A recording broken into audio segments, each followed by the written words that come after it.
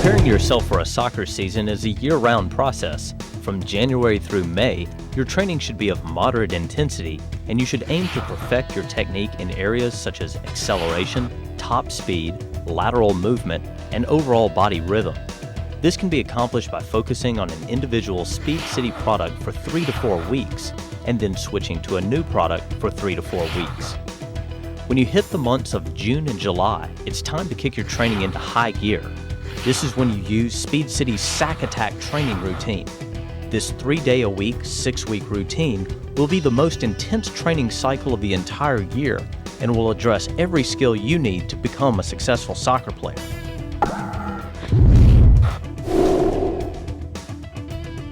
Each workout begins with a 10-minute dynamic warm-up routine designed to raise the body's core temperature in preparation for the upcoming workout. The exercises used are also designed to target basic movement technique, as well as balance, rhythm, and body control. The warm-up routine is demonstrated in the dynamic warm-up section of this video.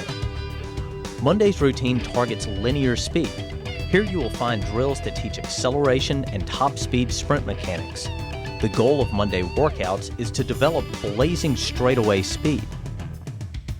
Primary equipment used includes the quick-foot ladder, hand weights, and the rocket rope or speed builder.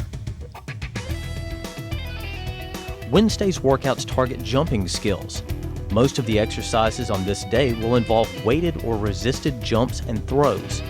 Jumping skills are critical to soccer players because they directly influence the athlete's ability to explode out of a stop position and to quickly accelerate into a sprint. Primary equipment used on Wednesdays includes the quick-foot ladder, the Viper, and jelly balls. Friday's workouts target lateral speed and change of direction skills. These workouts tend to be a lot of fun because they involve several games where athletes compete against one another. Primary equipment used includes the quick-foot ladder, the sidewinder, the Viper, and breakaway belts. Each workout during the week ends with a short cool-down segment. This portion of the workout is geared to target the core muscles in the stomach and lower back and general flexibility through static partner stretching. Before you get started on the SAQ Attack routine, there are a few other important points to cover. First, the SAQ Attack routine is not an easy routine. Athletes must possess a solid conditioning base before starting this routine and should not use SAQ Attack as a means to get themselves in shape. Second, this routine is designed to get progressively harder from week to week, and each workout builds on the last. Thus, it is extremely important that athletes not miss workouts. Finally, there are 2 golden rules to follow when performing the SAQ Attack routine. Number 1, every repetition must be perfect. Sloppy training habits will only result in sloppy performances during a game. Number 2, once perfection is achieved, each repetition must be performed at full speed. Athletes don't get fast by training slow, so everything must be kept in high gear. By following these guidelines and completing all 18 workouts in the SAQ Attack routine, an athlete will experience significant gains in speed, agility, and quickness.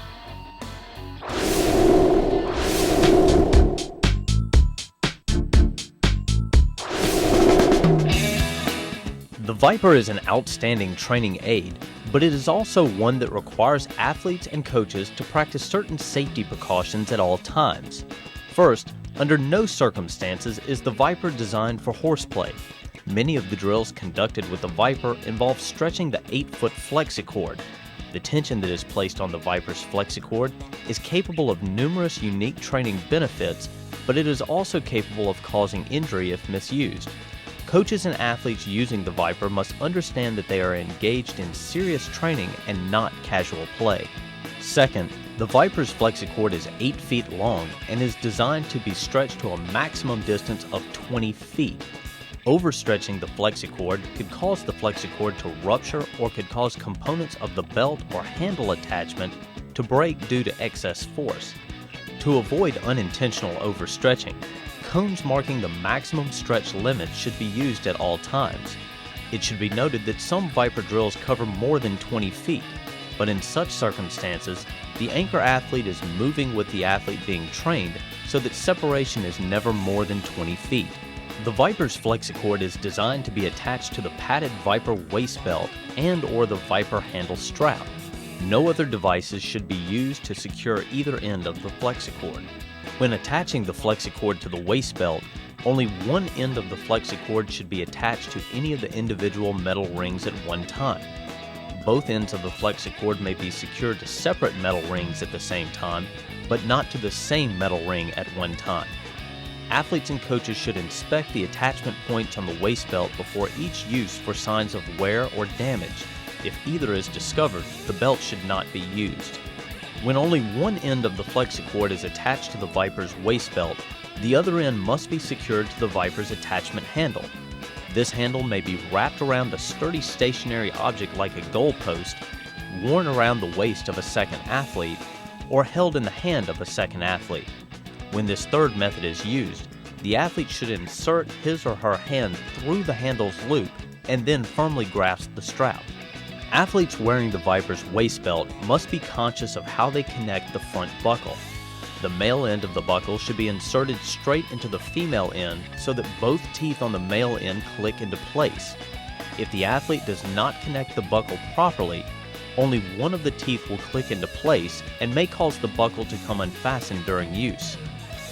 Finally, like all Speed City products, the Viper comes with a 1-year warranty. However, proper care may extend the useful life of the product. It is recommended that the entire Viper product be cleaned free of all dirt and debris after each workout and stored in a climate-controlled environment away from harsh sunlight. Following these simple guidelines will help ensure that you get the most out of training with your new Viper from Speed City.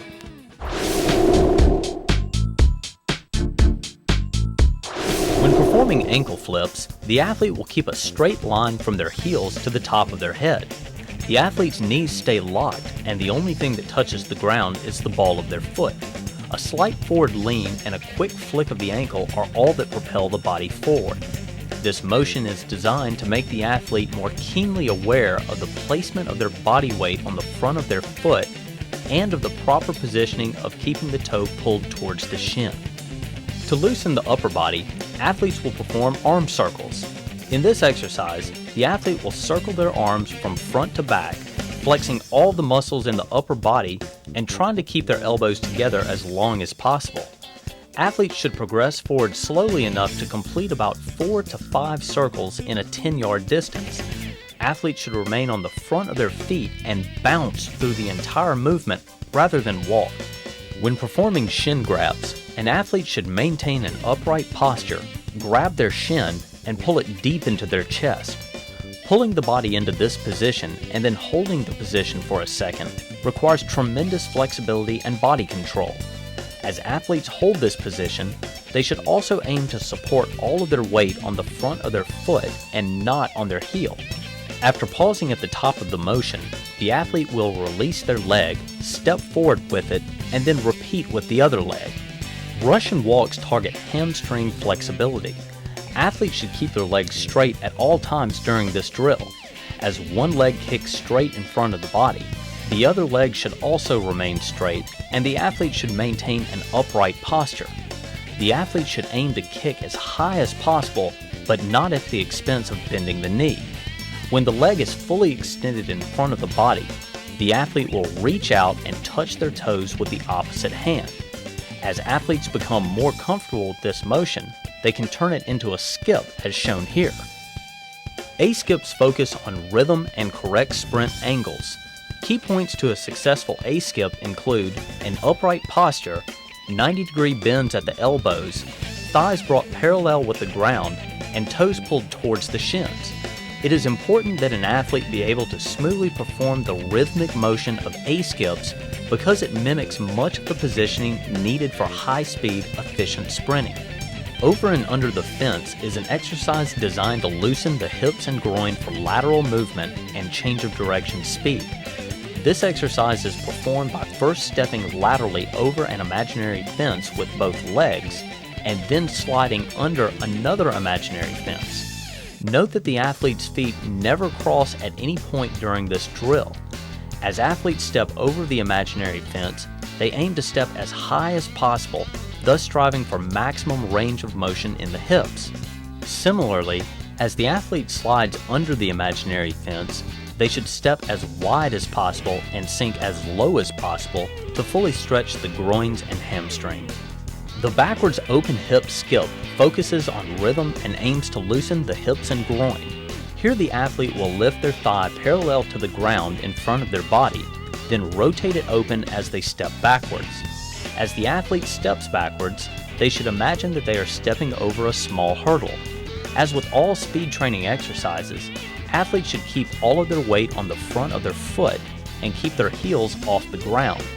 By keeping their weight on the front of their feet, athletes will more easily fall into a rhythm that allows them to smoothly perform this challenging exercise. When performing the lunge and twist, athletes will step forward with their right leg and sink down towards the ground until their opposite knee comes within about an inch of the ground. Once in the lunge position, the athlete will rotate their left elbow towards their right knee. This is an unstable position requiring strength, flexibility, and balance. From this position, the athlete will step with their left leg all the way from the trail position to the lunge position out front. This should all be done in one step. Athletes should not take any additional steps in between. After athletes have performed drills in this warm-up routine a couple of times, it should take them no longer than about 6 to 8 minutes to complete. As with all the exercises on this video, if you need further clarification of any of the warm-ups, please refer to your training manual.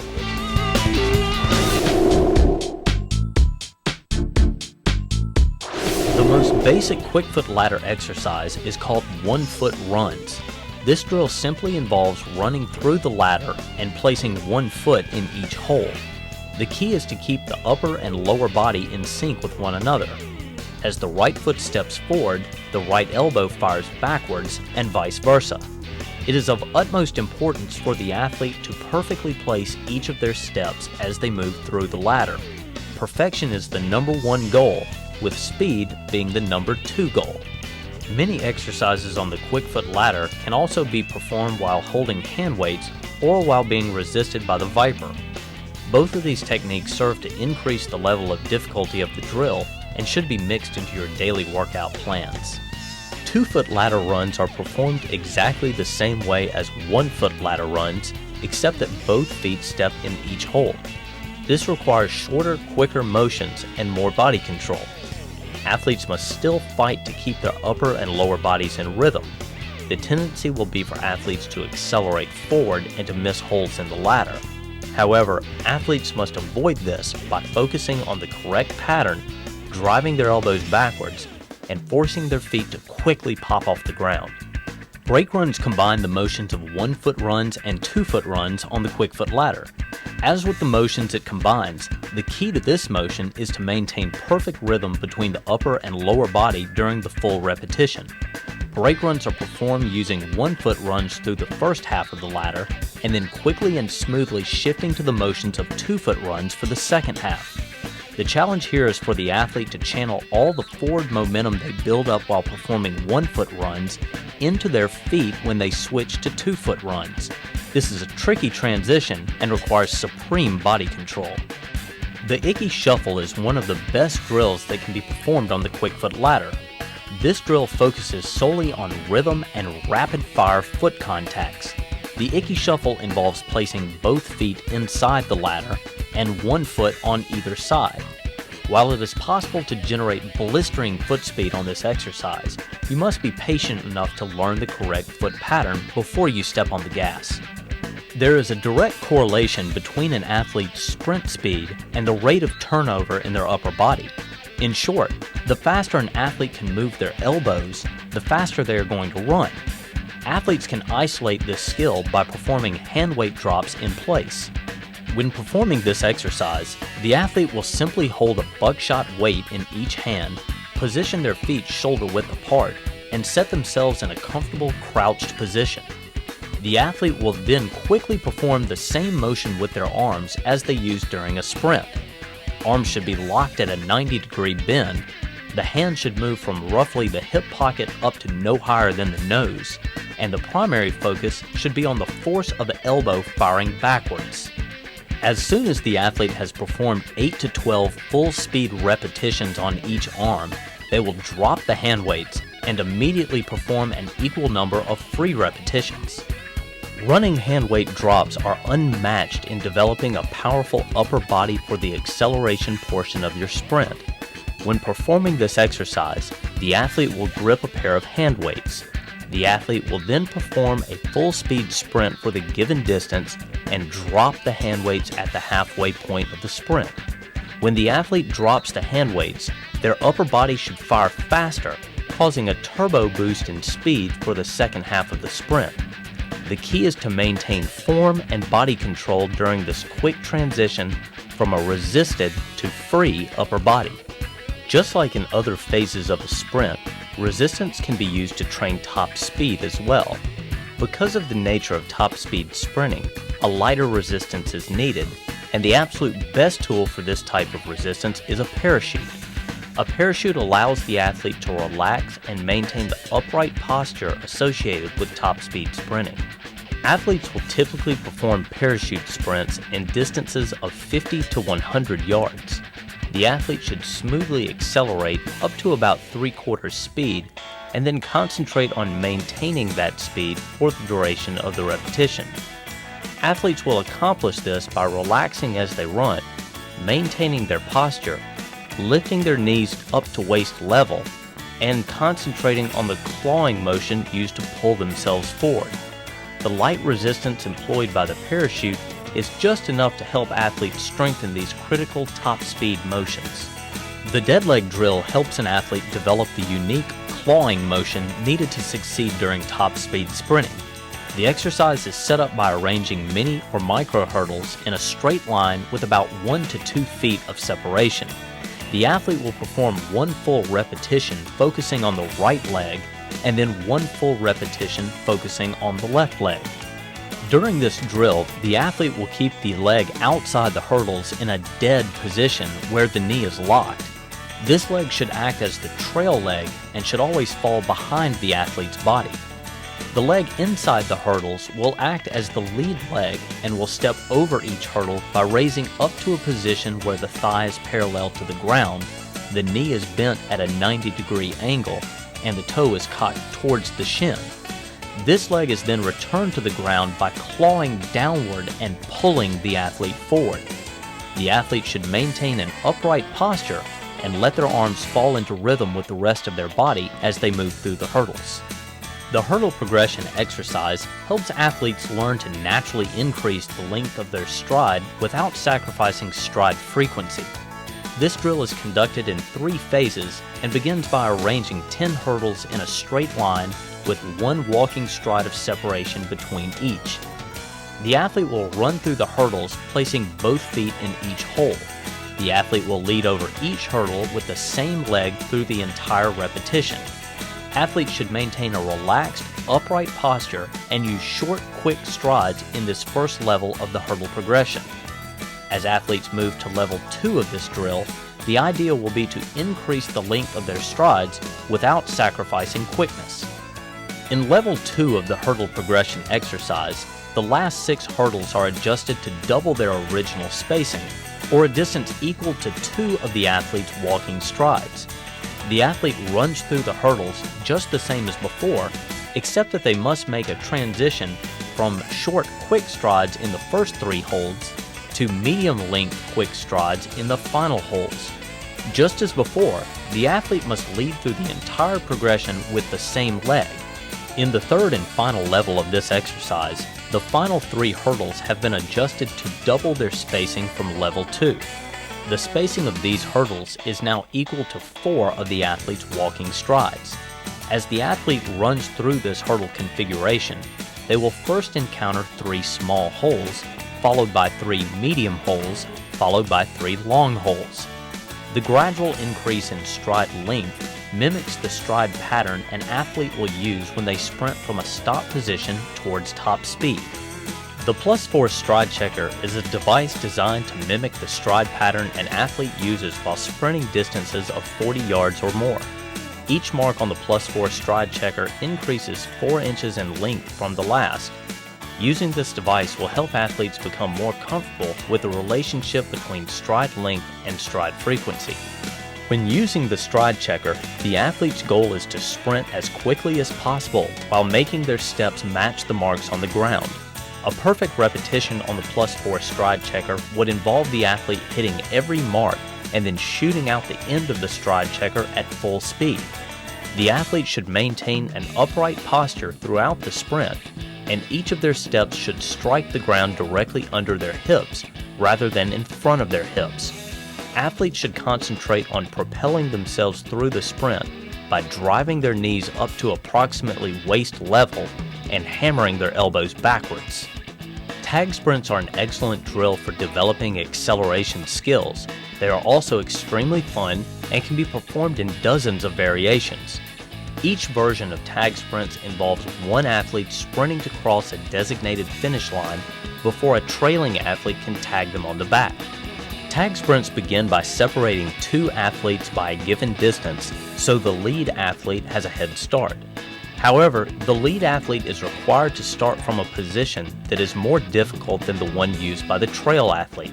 For example, the lead athlete may be required to start from a seated position where their legs are extended straight out in front and flat on the ground, while the trail athlete begins from a standing position. Any combination of standing, seated, lying, and backward starting positions may be used. The key is to choose starting positions and spacing that result in a very close finish at the finish line. If your first repetition results in one athlete completely blowing the other away, then adjust starting positions accordingly on the next repetition to balance out the differences in ability. Just as resistance can be used to train top speed, so can assistance. The technique of assisting an athlete through a sprint is known as overspeed, and the best way to conduct an overspeed sprint is with a device known as a rocket rope. The rocket rope is a 3-man training tool that essentially slingshots one of the athletes through a 30-yard sprint. Overspeed sprinting requires perfect technique and trains the athlete's neuromuscular system to be fast. The rocket rope requires one athlete to serve as the anchor, one to serve as the engine, and one to act as the rabbit. The athletes begin in a triangle configuration with the engine at the top of the triangle and the anchor and rabbit standing next to one another at the bottom of the triangle. The engine athlete will initiate the drill by looking back at the rabbit and asking if they are ready. Once the rabbit gives the okay, the engine athlete will run full speed for a given distance. The physics of the rocket rope cause the rabbit to experience a tremendous overspeed pull for the duration of the sprint. The engine athlete will stop once they have reached the point marking the end of their sprint. The rabbit will sprint past the engine and coast to a stop. The anchor will release the handle once the rabbit gets to within 5 yards of the engine. After a repetition is completed, all 3 athletes should walk back to their starting points and place the rocket rope on the ground. The anchor athlete will then rotate to the rabbit position for the next repetition.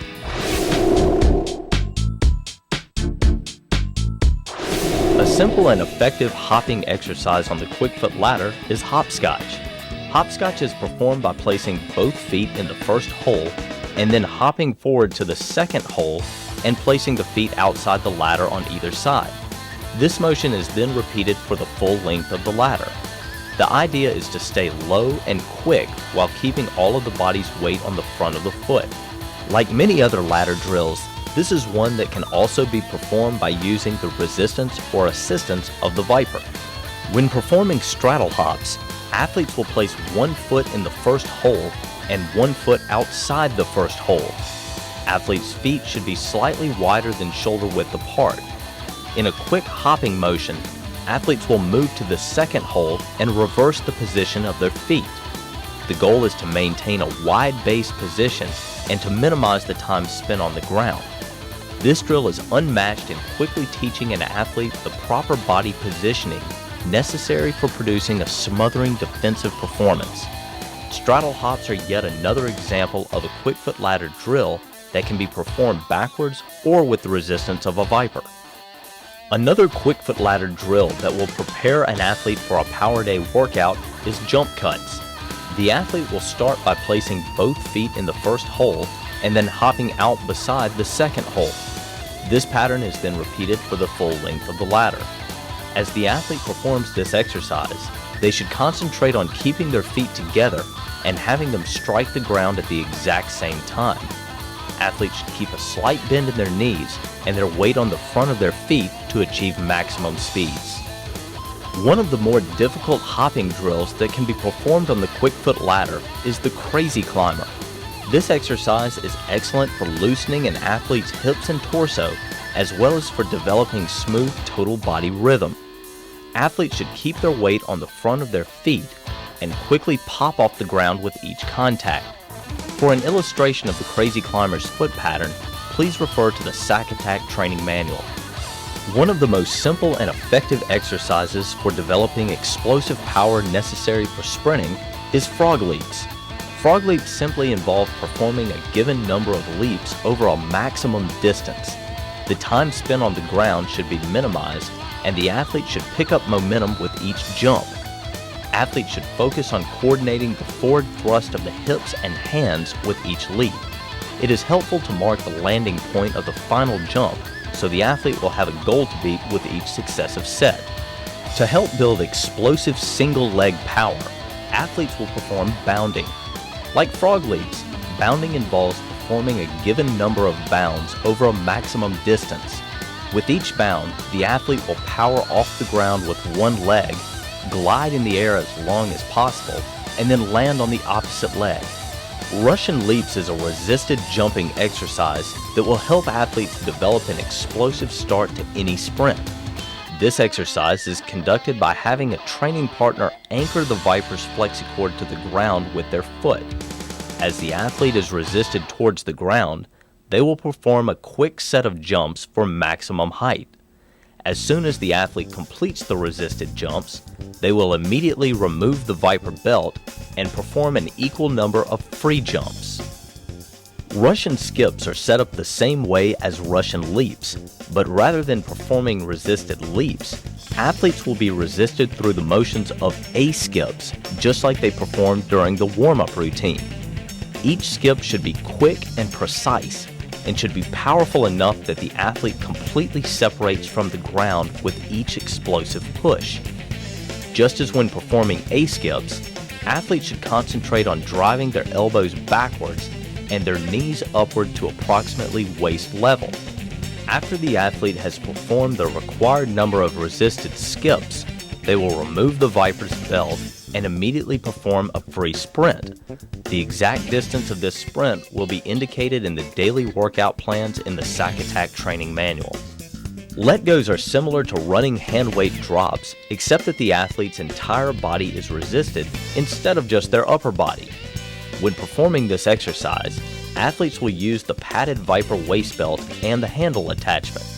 Athletes will start in a 3-point stance and perform a full-speed sprint for the given distance. The athlete will use a coach or training partner to resist their sprint for the first half.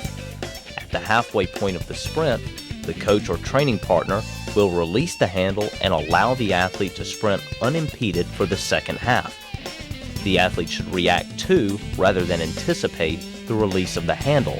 At the point of release, the athlete should feel a tremendous increase in speed and should continue to accelerate through the end of the marked distance. One of the best exercises for developing the total body power needed to run fast is the caber toss. This exercise is performed using a weighted ball. The weight used will depend on the athlete, but remember that it is the speed of the motion that is of primary importance, so a lighter ball is typically preferred.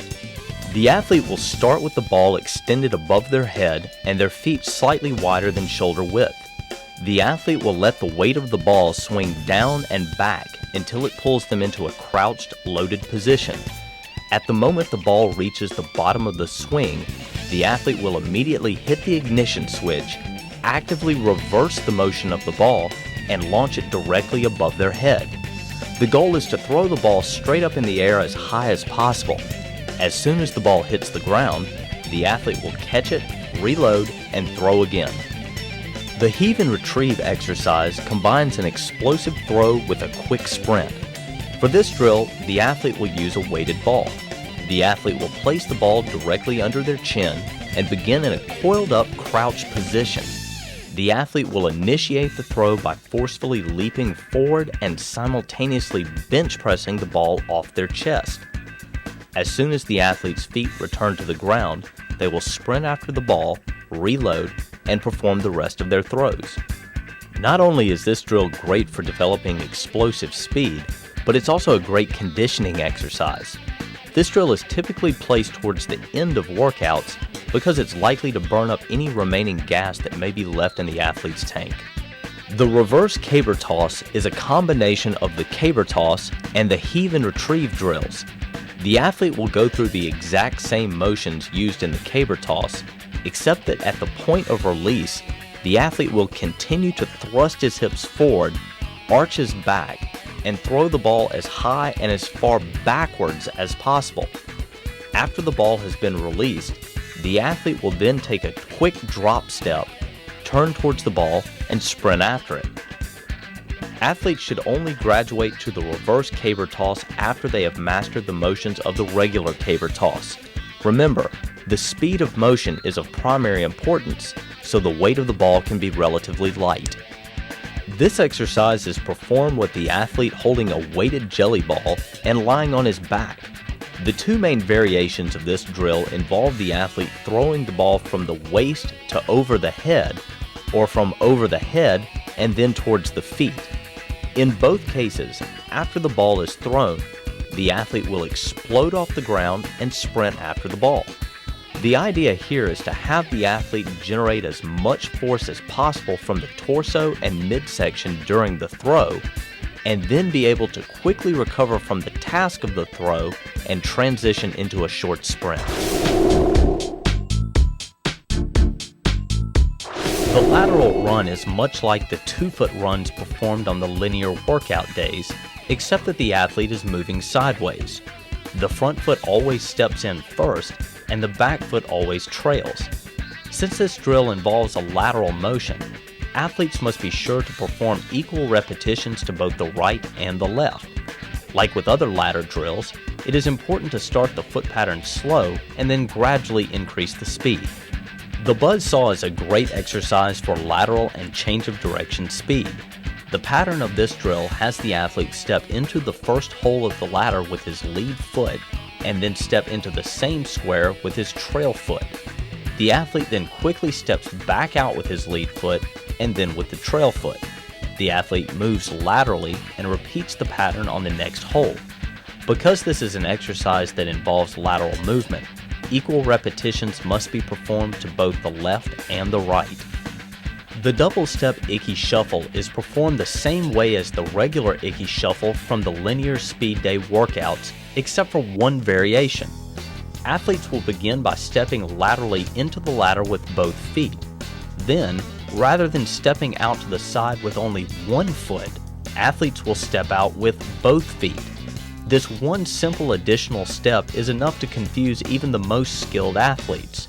Just like when athletes are first taught the regular Icky Shuffle, this version of the drill should be performed at a very slow pace.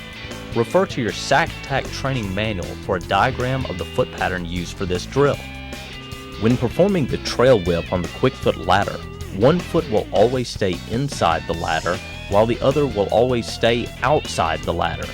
The foot that stays outside will trail behind the athlete and alternately whip from side to side. Athletes should keep their weight on their front foot and allow their hips to swivel as their trail foot whips from left to right. This drill requires good flexibility in the hips and lots of rhythm. After athletes have become familiar with many of the basic quick foot ladder exercises, the level of difficulty can be increased by breaking the ladders in half and then separating them by 5 to 10 yards. Athletes will be instructed to perform a specific foot pattern through the first ladder segment, sprint the gap, and then begin performing a new foot pattern in the second ladder segment.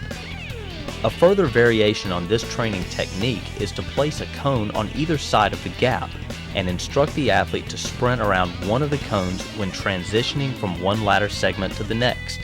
Any quick foot ladder exercise can be incorporated into broken ladder training. Athletes must be extremely focused when performing any variation of this drill. The key is to remain perfect on the foot patterns, and to sprint as quickly as possible from the first to second ladder segments. The hurdle maze exercise combines multi-directional hopping with quick bursts of sprinting. This drill is conducted by setting up several clusters of hurdles with 5 to 10 yards of separation between each cluster. Athletes will hop through the first cluster of hurdles, then sprint to the next cluster and do the same. Athletes should face forwards at all times during their hops and should always hop in the direction the hurdle is facing. In this demonstration, the athlete is hopping with both feet. When a double foot hop is being used, the athlete should keep their feet together at all times to ensure they are taking off and landing equally with both feet. However, a single leg variation of this drill may also be used. When such a variation is used, make sure that equal sets are performed on both the right and left legs. Breakaway chase is a training game that targets the skills of acceleration, reaction, and change of direction. When used properly, this is also an incredible conditioning tool. Athletes have so much fun competing against one another in this drill that they forget how tired it's making them. Each variation of this drill works by placing one athlete in a lead position and one athlete in a trail position, and then hooking them together with a set of breakaway belts. The lead athlete's goal is to create enough separation between himself and the trail athlete that the Velcro connection of the breakaway belts tears apart. The trail athlete's goal is to stay close enough to the lead athlete that the belt stays connected. Our favorite version of this drill is to use cones to set up a series of gates or winding hallway that the athletes must sprint through. Further variations include figure 8, triangle, and circle patterns. To make the drill even more challenging, one athlete can be required to sprint with hand weights through the entire configuration or to drop the hand weights at a designated spot. The 45-degree hand weight drop exercise is designed to teach athletes to accelerate out of cuts. The exercise is conducted by placing a coach or training partner in front of the athlete. The athlete will hold a buckshot hand weight in each hand and sprint directly at the coach. When the athlete gets to a designated spot, the coach will point to the left or the right. The athlete must simultaneously see which direction the coach is pointing, react to the command, drop the hand weights, and continue sprinting past the coach. After the athlete drops the hand weights, their arms turn over much faster than before, and they experience a turbo boost in their sprint. By causing this increase in speed to take place at the same moment as the cut, athletes learn to control their body during high-speed breaks, and the athlete's body and mind begin to associate changing direction with higher sprint speeds. The sandwich drill is set up by placing an athlete between two cones spaced about 5 yards apart. The athlete will either use a sidewinder around their ankles or a viper around their waist with the flexicord stretched out to their left or right. A coach or training partner is then positioned with 10 to 12 tennis balls a few yards in front of the athlete. The coach will toss the tennis balls in the space between the two cones. It is the job of the athlete to use proper lateral slide mechanics to prevent any of the balls from getting past. The athlete should aim to knock down each ball by using both hands to ensure maximum lateral movement. Once again, note that the sandwich drill can be performed with either the viper or the sidewinder. While the sidewinder provides resistance to the athlete's lower body, the viper provides resistance to the athlete's entire body. Both are excellent training techniques and should be mixed in throughout a total training routine. Just as there are correct and incorrect mechanics for sprinting, the same is true for lateral movements. An athlete who employs proper technique when moving laterally will move faster and more efficiently. Mechanics for lateral movements can be broken down into a few simple rules. First, the athlete should maintain a flat back, chest up position. Second, the athlete should keep his feet shoulder width or wider at all times.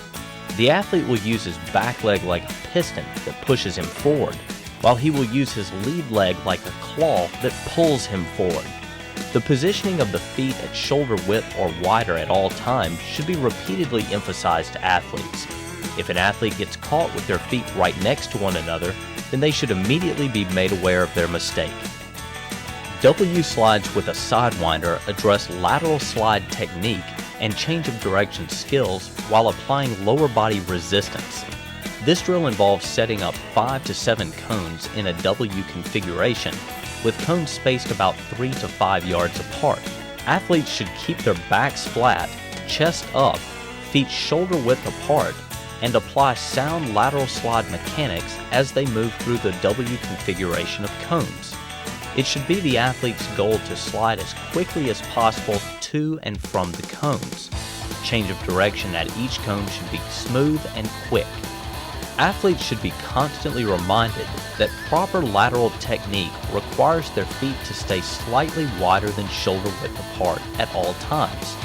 The trail leg should push the athlete forward with each step, while the lead leg should pull the athlete forward.